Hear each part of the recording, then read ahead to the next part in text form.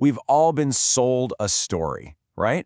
You know the one. It's the idea that the only real way to make a living is to clock in, trade your precious hours for a paycheck, and just kind of hope there's enough left over at the end of the month to actually enjoy your life. But what if that entire equation is just totally flawed? Welcome to this explainer. Today, we are completely deconstructing that old traditional view of trading time for a salary. We're going to replace it with a much more powerful multi-currency wealth framework, one that'll totally shift the way you look at literally every decision you make. Okay, let's dive right into this. What do you honestly think your most valuable currency is? Because society just drills it into us that money is the ultimate prize, right? The absolute peak of value. We all obsess over the balance sheet. But treating money as your primary currency is actually this deeply ingrained myth, and it massively limits your human potential. True wealth isn't just about dollars and cents, it's this constant dynamic exchange of different resources. To break out of that traditional mindset, we really need to understand the foundational rule of what we call the three currencies. First up, we have time. Think of this as your finite treasury. Once it's spent, it is gone forever. No refunds. Second, we have money, which honestly is simply a tool of exchange. It's basically an IOU from society for value you've provided in the past. And third, we have knowledge. This is the compounder. The golden rule here is incredibly simple, but man, it is profound. Whenever you lack one of these three currencies, you absolutely must strategically spend the other two to acquire it. So here's our roadmap for this explainer. First, the three currencies. Second, the human capital trap. Third, arming yourself with knowledge. Fourth, the power of leverage. Fifth, buying back your time. And finally, number 6, the true meaning of wealth. Let's get into it. Section 1, the three currencies, the rules of the game. So this gets super practical really fast. Let's say you completely lack the money to start a project. You aren't stuck. You just invest your time and your existing knowledge to build a foundation. Taking free courses or bootstrapping a side hustle. But what if you lack time because you're just totally overwhelmed? Well, you spend your money and your knowledge to hire someone or automate a task, effectively buying your time back. And if you lack knowledge, you guessed it, you spend your time and your money on books, workshops, or mentors. The biggest takeaway here is that you are never, ever truly stuck if you learn how to leverage the resources you already have. Section 2, the human capital trap. Why renting your time fails. And this brilliantly illustrates the problem. See that tick? In the finance world, your human capital is basically the present value of all the future income you could possibly generate. When you are stuck solely trading your time for money, it acts exactly like a parasite on that finite human capital. You are literally bleeding away your energy, your lifespan, and your leisure hours, all just to maintain basic stability. If your input is perfectly tied to your output, meaning you only get paid when you are physically standing there working, you're trapped. So how do we escape that trap? Let's look at entrepreneur Dan Martell's wealth ladder. Step 1 is the employee, who trades time for money.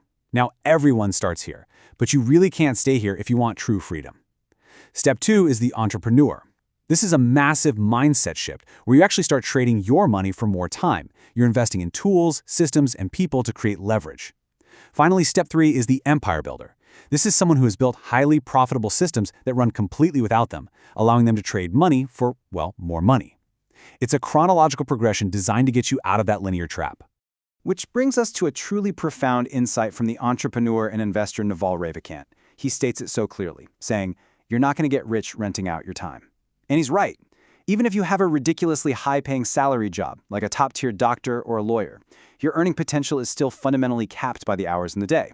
Because when you're sleeping, when you're on vacation, or when you eventually retire, you aren't earning. You just cannot earn non-linearly if you're only renting out your physical presence. Section 3, arming yourself with knowledge, the compounder. Now listen, not all knowledge is created equal. What you really need is what Naval calls specific knowledge. This isn't the kind of stuff you can just easily memorize in a traditional classroom. Why? Because if society can train you to do it, society can just as easily train someone else to replace you, or worse, program a computer to do it for free. Specific knowledge is found by leaning into your genuine, authentic human curiosity. It's often highly technical or highly creative, usually developed through deep apprenticeships or just your innate traits. Basically, it makes you entirely irreplaceable. Think of your brain growing like a tree. Knowledge acts exactly like compound interest. In life, all the greatest returns, whether we're talking about wealth, relationships, or learning, they all come from compound interest in iterated games. When you play long-term games with long-term people, that specific knowledge of yours scales your ability to solve really complex problems. The more you learn, the easier it naturally becomes to multiply your value to society. It's like a snowball effect. Moving right along, Section 4, the power of leverage, old versus new. For centuries, humans had to rely on old leverage. What is that? That's labor, having people physically work for you, and capital, having chunks of money to invest. The big problem, though, old leverage requires permission. Somebody has to actually decide to follow your lead, or a bank has to give you funding.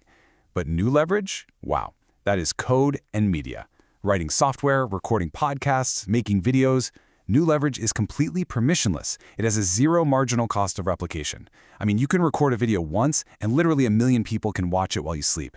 This is the ethical, highly accessible key to finally decoupling your inputs from your outputs. So, how do you actually get your hands on this leverage? First, you have to be willing to take business risks under your own name, truly embracing accountability. Second, you got to build a rock-solid track record so society actually trusts you with its resources. Third, utilize products that inherently have scale economies and network effects. But here's the most important part. In an age where you have infinite leverage right at your fingertips, your absolute most vital skill becomes your judgment.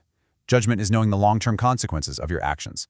When you're steering a massive ocean liner instead of a tiny rowboat, being right is far, far more important than just working hard.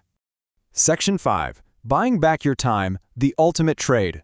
Dan Martell has this fantastic rule for outsourcing that is literally a game changer. He says, no one should perform a work task that they can outsource for 1/4 of their effective hourly rate. Just think about that math for a second. If your time is worth $100 an hour and you can pay someone $25 an hour to do a task, doing it yourself is actually costing you money. As Bennett Partnerships noted in their analysis on project compliance, outsourcing isn't an expense, it's a highly profitable investment strategy. You are trading a manageable amount of money for an absolute abundance of time. So I've got to ask you directly, are you spending your time to save money, or are you spending your money to save time? As a day trading community on Reddit brilliantly summarized recently, you don't get time, you save it. Buying back your time through smart automation or hiring help literally buys your freedom. It gives you that invaluable strategic headspace to focus on the high-value tasks that actually light you up and move the needle. Finally, Section 6, the true meaning of wealth beyond the balance sheet. You know, it turns out that when you finally get the money, you usually realize it wasn't what you were truly seeking in the first place. Naval Ravikant defines true wealth not by some huge bank balance, but by 3 incredibly simple things: a calm mind, a fit body, and a house full of love. And the profound reality here is that even with all the money in the entire world, you cannot just buy these things. No way. They must be cultivated. They have to be earned through the careful, deliberate expenditure of your time and your knowledge. So the crucial point here, the whole shebang, is captured in 2 little words: productize yourself. You need to figure out exactly what you are uniquely good at, what is totally authentic to you, and then apply massive leverage to it through code or media. You want to keep tweaking and changing your objective until you become the absolute #1 person in the world at being you. Making a living shouldn't just be a skill you rent out. It should be a pure function of your identity, stamped out 1,000,000 times over. Well, we've covered a ton of ground in this explainer today, completely rethinking the dynamic between time, money, and knowledge. So I want to leave you with this final, provocative thought to take with you. Look at your calendar, and then look at your bank account. Which currency are you currently hoarding, and which one are you desperately lacking? How will you strategically spend your currencies tomorrow to finally buy back your freedom? Keep that in mind, and keep learning,